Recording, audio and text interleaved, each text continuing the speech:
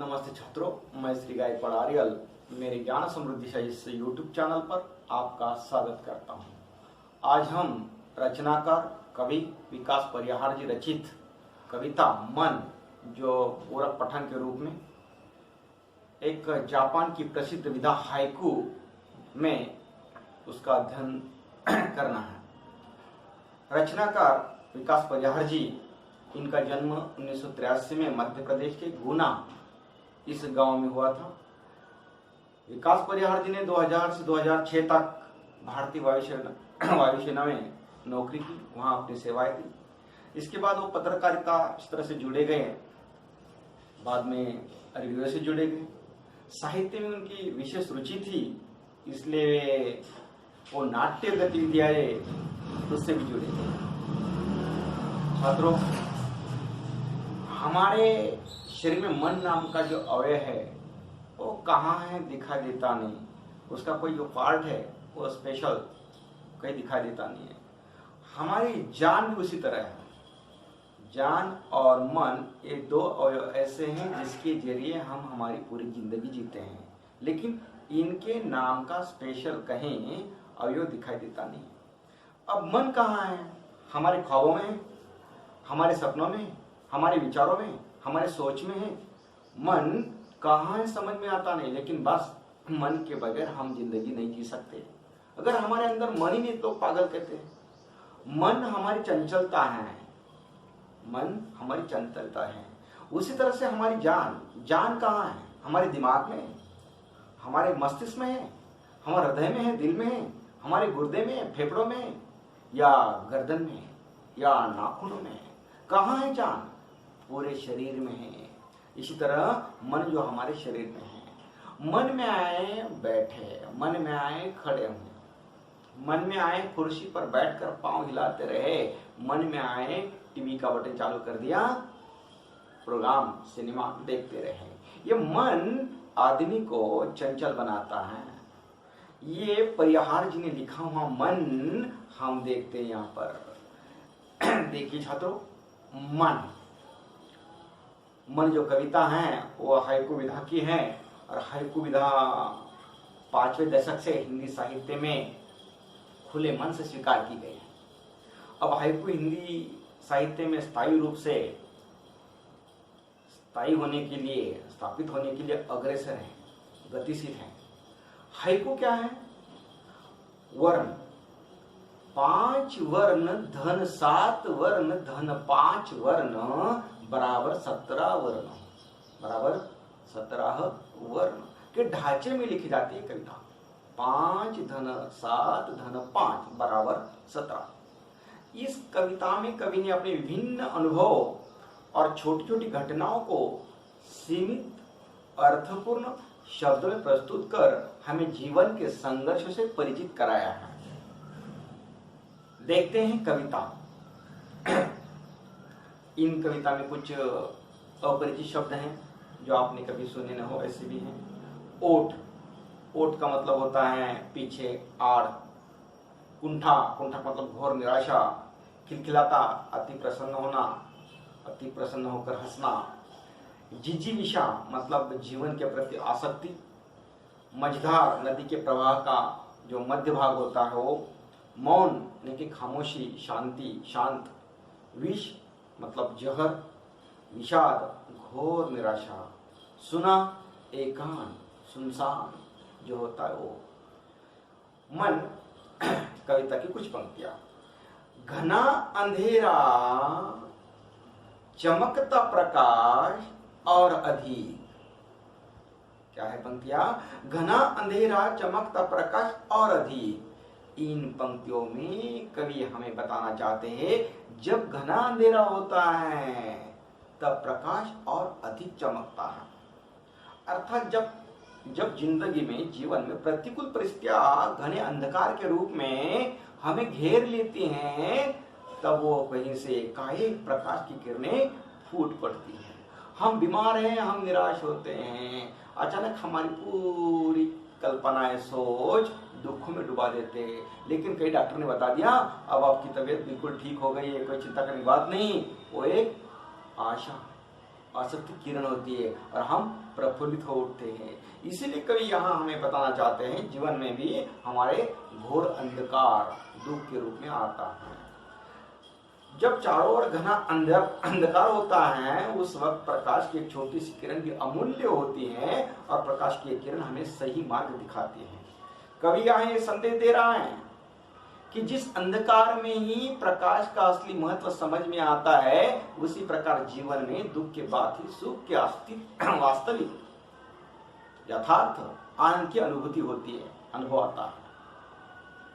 अगली पंक्तियां, करते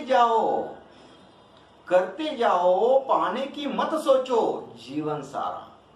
इन पंक्तियों में कवि हमें बताना चाहते हैं कि हम जो जिंदगी में काम करते हैं ना वो जिंदगी भर बस काम करते रहो, अपना कर्म करते रहो। उन कर्मों का, उन कामों का हमें जिंदगी में आगे चलकर क्या फल मिलने वाला है इसके बारे में जरा भी मत सोचो, अपने आप फल मिल जाता है। कवि कहता है कि हमें अपने कर्म पर ध्यान केंद्रित करना चाहिए, न कि उसके फल पर। कवि यहाँ संदेश दे रहा है कि आजीवन कर्म पथ पर कार्यरत रहो, आगे बढ़ते रहो। फल प्राप्त करने के विषय में सोचने से अधिक श्रेयस्कर कर्म करना है। अगली पंक्तियां, जीवन नैया मझधार में डोले संभाले कौन। जीवन नैया मझधार में डोले संभाले कौन। इन पंक्तियों में कवि हमें कहते हैं कि हमारा जो जीवन है जन्म से मृत्यु तक वो एक सागर जैसा है और हम बीचों बीच आ गए, आधी उम्र को हो गए और हम कुछ परेशानियों ने घेर लिया। तो उन परेशानी से हमें बाहर निकालने वाला कौन है? हमें खुद को ही तैयार कराना है। यहाँ कवि ने एक उदाहरण दिया है। कौन सा? जीवन रूपी नैया यानी कि नाव, होड़ी, एक छोटा जहाज। जीवन रूपी नैया यदि संसार रूपी सागर में डगमगा रही है तो उसे कोई अन्य संभालने के लिए नहीं आएगा। हमें स्वयं उसे पार लगाने के लिए प्रयास करना होगा। कवि कहते हैं कि जीवन एक नाव की तरह है। छोटी शिप जो होती है, जहाज जो होती है, उस तरह होती है जो समुद्र की लहरों से लड़ते लड़ते आगे बढ़ती रहती है ना, वो नाव। उस तरह हमारा जीवन है। जो उन्हें दुख आते रहते हैं उन्हें पार करना है, आगे बढ़ना है। उन दुखों को पार करना है, आगे बढ़ना है। जीवन में निराशा आता है, निराशा आती है, तो निराशाओं को दूर करना है और आगे बढ़ते रहना है। जीवन की ये नाव जब मझधार में डूबने लगती है ना तो उसकी सहायता कौन करेगा? कभी यहां पर संदेश देते हैं कि प्रयास कोशिश व्यक्ति के सत्कर्म ही विपरीत परिस्थितियों में उसकी सहायता करते हैं। अतः जीवन में परोपकार, सद्भावना और सहयोग जैसे मूल्यों को अपनाना चाहिए। परोपकार, सद्भावना, सहयोग जैसे मूल्यों को अपनाना चाहिए, तभी आपके जीवन की मझधार में डोलने वाली नाव को आप पार लगा सकते हैं। अगली पंक्तियां, रंग बिरंगे रंग संग लेकर आया फागुन। यहाँ कवि हमें बताते हैं कि फागुन का जो महीना है अपने संग बसंत के विविध रंग लेकर आया है। फागुन महीने में वसंत ऋतु होता है, उसे बसंत कहते हैं, और वो रंगों का त्योहार होली को लेकर आता है। यह समय उल्लास और उमंग का होता है, अतः हम सभी को कुछ समय के लिए चिंता और परेशानियों को भूलकर वसंत ऋतु का आनंद लेना चाहिए। कभी कहते फागुन माह अपने साथ रंगों का त्योहार होली लेकर आता है, जो कभी सभी को खूब भाता है, बहुत पसंद आता है। इस त्योहार में रंग से नहाकर सभी को रंग बिरंगे हो जाने को वो कहता है। बस वही रंग बिरंग में अब नहाओ, रंग बिरंग में रंगीले बन जाओ। यहाँ कवि ने होली के त्योहार के पीछे निहित आपसी प्रेम और सौहार्द मतलब मैत्री, मित्रता जो होती हो की भावना को उजागर करने व जन जन तक उसे पहुंचाने का प्रयास किया है। दोस्ती के जरिए हम खुशी की जिंदगी जी सकते हैं। अगली पंक्तियां, कांटों के बीच खिलखिलाता फूल देता प्रेरणा। कांटों के बीच खिलखिलाता फूल देता प्रेरणा। आप गुलाब के फूलों को देखो, गुलाब की जो पौधे होते हैं ना, उन्हें बहुत सारे कांटे लगे हुए होते हैं कील की तरफ, लेकिन वो सबको पार करते हुए गुलाब का फूल वहां खिलता है, अपनी जो कोमलता है वो और अपने अंदर जो सुगंध है, खुशबू है, वो दोनों को भी नष्ट नहीं होने देता है। बस यहाँ पर कवि यही कहते हैं, गुलाब का फूल कांटों के बीच भी हंसता है, खिलखिलाता है, वो हमें हर पल प्रेरणा देता है कि परेशानियों से घबराए बिना अपना काम करते रहना है। हम मानव लोग जरा सी परेशानियों को डर जाते, घबरा जाते और जो नहीं वो कर बैठते हैं। ये आत्महत्या तो आम हो गई है। जरा सी परेशानियों, जरा से कारण को लेकर आप वो जो मार्ग है, रास्ता है, उसे अपनाते नहीं। रास्ते में तो मुसीबतें, संकटें जो होती है वो तो होनी है, नहीं तो जिंदगी अधूरी हो जाएगी। इसलिए वो हमें समझाते हैं कि फूल सदैव कांटों के बीच रहता है। एक गुलाब का उदाहरण दिया है, ऐसे बहुत सारे फूल जो कांटों के बीच में होते हैं रहता हो, लेकिन वो अपनी कोमलता, वो सुगंध को नहीं छोड़ता। कांटों के बीच घिरे होने के बावजूद भी उसकी सुंदरता में कोई कमी नहीं आती। ऐसा लगता है कि जैसे वो हर पल खिलखिलाकर हंसता ही रहता है।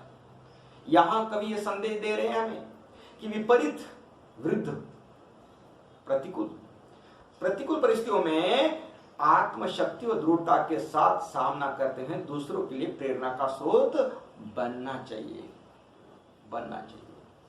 फूलों से प्रेरणा लेकर हमें संकटों का सामना करते रहना चाहिए। अगली पंक्तियां, भीतरी कुंठा आंखों के द्वार से आई बहार। भीतरी कुंठा का मतलब घोर निराशा, आंखों के द्वार से आई बहार। इन पंक्तियों में कवि हमें कहते हैं, जब नेत्रों से अश्रु बहते हैं ना, तो ये मानना चाहिए कि मन की कुंठा, मन की निराशा जो है वो नयन रूपी, नयन यानी कि आंखों के रूपी द्वार से बाहर आ रही है। बस कवि हमें समझाते हैं कि अश्रु निराशा का प्रतीक है। निराश व्यक्ति सफलता प्राप्त करने के प्रयासों को त्याग कर सिर्फ अश्रु बहाता है। अश्रु बहाने से खुशियां नहीं आएगी। यहां कवि संदेश देता है कि हार जीत तो जिंदगी में, हार जीत कैसे हैं, एक ही सिक्के के दो पहलू हैं। इसलिए व्यक्ति को पराजय मिलने पर कभी निराश नहीं होना चाहिए और अपने संकल्प और अथक प्रयास से घोर निराशा को दूर कर सफलता प्राप्त की जा सकती है। जिंदगी में निराशा आ सकती है, संकट आ सकते हैं, उनसे डरकर अपने कोशिश करने का प्रयास को नहीं छोड़ना चाहिए। बस उन्हें पार करते रहना। जिंदगी में सुख और दुख ये सिक्के के पहलुओं की तरह हैं। दो बाजू होते हैं सिक्के को, उस तरह से कॉइन उसे। अगली पंक्तियां,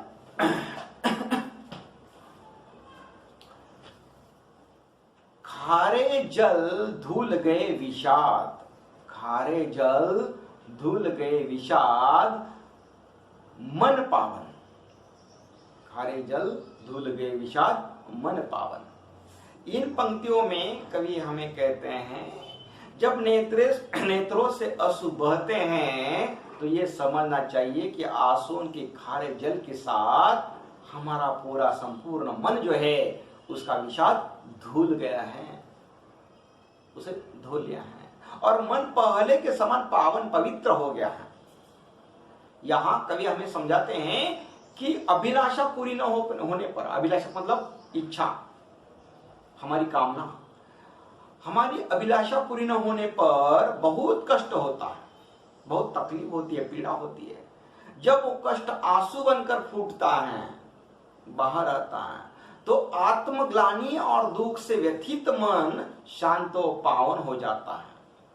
यहां कवि यह संदेश देना चाहता है कि दुख को अपने भीतर स्थान देने के बजाय, दुख को हमारे मन में दबाने के बजाय उसे दूर करने या दूसरों से बांटने का प्रयास करना चाहिए। जब कभी आप दुखी हैं, उदास है कुछ कारणों से, तो आपके मन में जो बेचैनी है वो किसी के सामने रखनी चाहिए, उसके बारे में किसी के सामने जिक्र करनी चाहिए। देखते हैं अगली पंक्तियां। मृत्यु को जीना जीवन विष पीना जिजीविषा। मृत्यु को जीना जीवन विष पीना जिजीविषा। यहां जिजीविषा का मतलब होता है जीवन के प्रति आसक्ति। प्रत्येक मनुष्य के जीवन में अनेक परेशानियां, बहुत सारी चिंताएं और अप्रिय प्रश्न आते हैं। ऐसे में जीवन रूपी संग्राम में डटे रहना हमारी जिजीविषा है, मतलब जीवन के प्रति आसक्ति है, प्रेम है, उसका प्रमाण है। यहां कवि हमें बताते हैं कि जीवन में असहनीय, जिसे हम सह नहीं सकते ऐसे कष्ट झेलना मृत्यु से भी अधिक दुखदायी होता है। तकलीफ मृत्यु से भयानक होती है।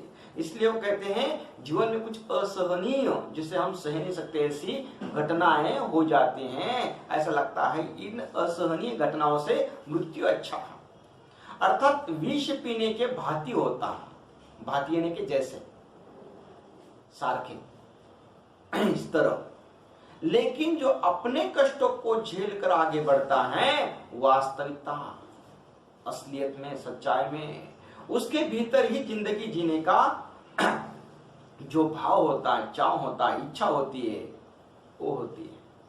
यहां कवि संदेश देता है कि जीवन संघर्षों से भरा हुआ है, लेकिन इनसे घबराना नहीं चाहिए। संघर्षों का सामना करते हुए आगे बढ़ना ही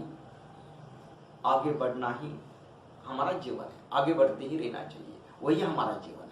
संघर्ष आते रहेंगे, संघर्षों को पार करते हुए आगे बढ़ना ही जीवन है। नहीं तो हम कभी कभी कहते हैं अरे यार जिंदगी में कितनी तकलीफें हैं, इससे तो मृत्यु अच्छी है, मृत्यु हमें तकलीफों से अच्छी लगती है। लेकिन नहीं, जिंदगी में आए हुए रुकावटों को पार करना ही सही जीवन जीना है। अगली पंक्तियां। मन की पीड़ा छाई बन बादल बरसी आंखें। मन की पीड़ा छाई बन बादल, बादल का मतलब ढग, आसमान में छाए हुए ढग होते उसे कहते हैं बादल। मन की पीड़ा छाई बन बादल बरसी आंखें। जब आकाश में बादल बहुत घने होते हैं तभी तो वर्षा होती है ना, बगैर बादल की वर्षा होती ही नहीं।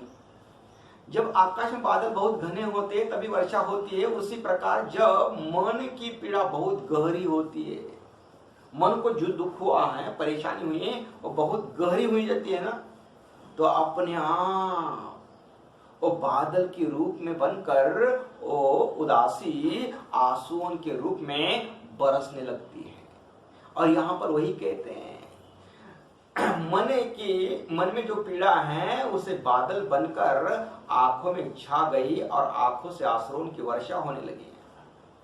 यहां कवि बताना चाहते हैं कि अक्सर मन का दुख आंखों से बहने वाली अश्रुओं की धारा से ही प्रकट होता है। मन का दुख हमें कहां समझता है? अपने आंखों से आंसू बाहर आ गए तो समझ लो ये मन में दुखी है, कुछ इन्हें परेशानी है, पीड़ा है। अगली पंक्तियां। चलती साथ पटरिया रेल की फिर भी मौन। चलती साथ पटरिया रेल की फिर भी मौन। यहां कवि कहते हैं कि रेल पटरिया जो है वो जैसे बनाए तब से अब तक एक साथ अनंत काल से साथ चल रही है, दोनों एक साथ चल रही है, परंतु ये सदा मौन रहती है, एक दूसरे से कोई बात नहीं करती, एक दूसरे से गले मिलने का प्रयास कोशिश भी नहीं करती। अगर वो मिल जाएगी, एक दूसरे से बात करेंगी मिलकर, तो रेल की दुर्घटना होगी, लोगों की जानें चली जाएगी। इसलिए वो कहते हैं रेल की पटरियां अनंत काल से साथ चलती है, परंतु वे सदा मौन रहती है, एक दूसरे से कभी बात नहीं करती। इन पंक्तियों में कवि हमें बताना चाहते हैं कि रेलगाड़ी की पटरियां मौन होकर भी उसके ही साथ चलती रहती हैं, लेकिन वे कभी इस बात का ढिंडोरा नहीं पीटती कि हम साथ चल रहे लेकिन बात नहीं करते, हमारे में अच्छे संबंध है, ऐसा कुछ नहीं। कवि यहां संदेश देना चाहता है कि जो लोग हमारे शुभ चिंतक है, जो लोग हमारे शुभ चिंतक है, वे बिना किसी दिखावे, लोगों को दिखावे के लिए नहीं, और बिना किसी दिखावे के हर परिस्थिति में हमारा साथ निभाते हैं। जैसे एक पटरी दूसरी पटरी का साथ निभाती है, दूसरी पटरी पहली पटरी का साथ निभाती है, उसी तरह से हमारे जिंदगी में कुछ लोग हमारे हित चिंतक होते हैं, शुभ चिंतक होते हैं। उनके बारे में ढिंढोरा पीटने की जरूरत नहीं है। बस आपकी हर हालात में, आपकी हर परिस्थिति में वो आपके साथ ही रहेंगे, आपका साथ निभाते रहेंगे। किस तरह? रेल पटरी की तरह। तभी तो जिंदगी अच्छी चल जाती है। जैसे दो रेल पटरियां साथ साथ चलती है, उसी से अच्छी रेल गुजर जाती है। वैसे हमारे साथ जो शुभ चिंतक है वो हमें हमेशा साथ देता है, इसलिए तो हमारी जिंदगी भी अच्छी चलती रहती है। अगली पंक्तियां, सितारे छिपे बादलों की ओट में सुना आकाश। सितारे छिपे बादलों की ओट में सुना आकाश। कवि कहते हैं कि सितारे जो होते हैं आकाश का श्रृंगार है। सितारों के बिना जो आकाश है कैसा दिखा देता है? सुना सुना सा दिखा देता है। श्रृंगार उसका क्या है? सितारे हैं। वे आकाश की शोभा बढ़ाते हैं। जैसे ही सितारे बादलों की ओट, ओट का मतलब पीछे, बादलों के पीछे छिप जाते हैं तो आकाश कैसा? सुना सुना सा महसूस होता है। ठीक इसी प्रकार कुछ लोग हमारे जीवन में अत्यंत महत्वपूर्ण होते हैं। उनके चले जाने पर या विमुख हो जाने पर मानो हमारा जीवन निरर्थक हो जाता है। यहाँ कवि कहते हैं कि आकाश की शोभा सितारों से होती है। यदि सितारे बादलों के पीछे छुप जाएं तो आकाश सुना सा हो जाता है, उसकी सुंदरता समाप्त हो जाती है। यहाँ कवि हमें संदेश देना चाहते हैं कि कुछ ऐसे भी लोग हैं, कुछ ऐसे भी लोग होते हैं जो अपने कर्मों से समाज का सिरमौर बन जाते हैं, समाज का सिरमौर बन जाते हैं। ऐसे लोगों के बगैर समाज का अस्तित्व तो होता है लेकिन उसकी शोभा कम हो जाती है। अतः हमें अपने सत्कर्मों से समाज का सिरमौर बनने का प्रयास करना चाहिए। हम हमारे सत्कर्मों से समाज पर सिरमौर की तरह चमक सकते, दिखाई दे सकते हैं। जैसे सितारे चमकते हैं, आसमान अच्छा सा लगता है, श्रृंगार भरा लगता है, उसी तरह हम भी दिख सकते हैं। अगली पंक्तियां, तुमने दिए जिन गीतों को स्वर हुए अमर। तुमने दिए जिन गीतों को स्वर हुए अमर। इन पंक्तियों में कवि हमें बताते हैं कवि के अंदर अनोखी सामर्थ्य शक्ति है। कवि के अंदर एक अनोखी सामर्थ्य शक्ति है। वैसे भी हम सभीयों में एक अलग शक्ति होती है जिसे हमें पता नहीं होता। वो हमारे अंदर कौन सी अच्छी शक्ति है वो हमारा गुरु ही भाप सकता है, जान सकता है, पहचान सकता है, या दूसरा कोई, हम छोड़कर अन्य कोई पहचान लेता है। हमें कौन सी कमियां हैं और कौन सी ज्यादा अच्छे गुण भरे हुए हैं ये हमारे जल्दी समझ में आती नहीं है। अगर किसी ने जल्दी हमें पहचान लिया, बता दिया भैया तुम ये कर सकते हो, तो हम उस रास्ते पर अगर चलने लगे अवश्य तरक्की कर सकते हैं। इसीलिए तो जो एक क्रिकेट में मशहूर खिलाड़ी है सचिन तेंदुलकर, इनके गुरु कौन है? रमाकांत अचरेकर। अचरेकर जी ने पहचाना कि ये लड़का कुछ बन सकता है। उन्होंने उनके अंदर जो स्किल है, कौशल है, कुशलता है, उसे घेर लिया और बता दिया तुम कुछ कर सकते हो, और सच में जो उसे क्रिकेट का भगवान कहा जाता है। लेकिन उनके अंदर जो गुण है वो किसने पहचाने हैं, किसने बताया है? उनके गुरु ने। उसी तरह से कवि के अंदर भी, गीतकारों के अंदर भी एक सामर्थ्य शक्ति होती है। वो जिन गीतों को स्वर देते हैं ना, वही गीत अमर हो जाते हैं। इसी प्रकार कवि अपनी रचनाओं के द्वारा समाज में परिवर्तन ला सकते हैं। कवि जो है अपने रचनाओं के द्वारा, लिखी हुई कविताओं के द्वारा परिवर्तन ला सकते हैं। जब आजादी चाहिए तो क्रांतिवीरों को प्रेरणा देने के लिए कुछ गीतकारों ने देशभक्ति पर गीत लिखे और इनका खून जो है खौल उठता था एक आजादी के लिए। उसी तरह इसलिए वो कहते हैं कि जिन गीतों को तुमने अपना स्वर दिया वे अमर हो गए, अर्थात वे बरसों तक गुनगुनाए जाएंगे। ऐसे शिवाजी महाराज को हम भूल नहीं सकते, क्योंकि उनके अंदर एकता भरा हुआ एक समाज को लेकर चलने वाला जो गुण था, इसीलिए तो उन्होंने स्वराज्य की स्थापना की थी, स्वराज्य स्थापित किया था। यहाँ पर वो बताना चाहते हैं कि तुमने जो कर्म किया है वो कर्म अगर अच्छा है तो उन कर्मों को लेकर जिंदगी भर लोग गुनगुनाते रहते हैं, आपके पश्चात भी बात भी। इसलिए वो कहते हैं तुमने दिए जिन गीतों को स्वर वो स्वर अमर हुए, मतलब आपने अगर अच्छा काम किया तो काम वो कार्य अमर हो जाता है। जैसे गांधी जी ने आजादी के लिए लड़ाई लड़ी, वो अहिंसा के मार्ग पर आज भी अमर है। वो कहते हैं कि अपना स्वर दिया वो अमर हो गए, अर्थात बरसों तक गुनगुनाए जाएंगे। यहाँ कवि ये संदेश देना चाहता है कि इस संसार में हमारे द्वारा किए गए कर्म ही अंत में याद किए जाएंगे। इस जिंदगी में, इस जहां में, संसार में बहुत सारे लोग जीवन जो है सजीव हर दिन जन्म लेते और हर दिन मरते भी है। सबका नाम, सबका कर्म याद नहीं किया जाता। कुछ ही ऐसे होते हैं जिनका कर्म, उनका काम वो अमर हो जाता है, हमेशा जिंदगी भर गुनगुनाया जाता है। इसलिए वो कहते हैं आपका कर्म ही अंत तक याद किया जाएगा। यदि कर्म अच्छे होंगे तो हम सदा सदा के लिए अमर हो जाएंगे।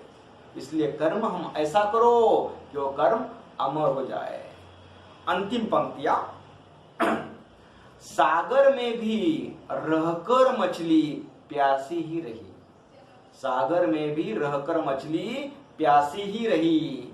इन पंक्तियों में कवि हमें समझाते हैं सागर अथाह है, सागर में जल राशि भी अथाह होती है, उसकी कोई सीमा नहीं ऐसी, परंतु खारा पानी है उसका। उसका जल कैसा है, उसका नीर कैसा है, नीर का मतलब पानी, जल वो कैसा है, खारा है। खारा होने के बाद वो कोई पी नहीं सकता। इसलिए सागर में अथाह जल राशि होती है, परंतु खारा होने के कारण अथाह होने पर भी वो जल राशि पीने योग्य नहीं होती। उसी प्रकार कोई व्यक्ति कितना भी बड़ा क्यों न हो, कितना भी अमीर धनवान क्यों न हो, यदि वो किसी जरूरतमंद के काम नहीं आ सकता तो उसका बड़प्पन, उसकी धन दौलत व्यर्थ है।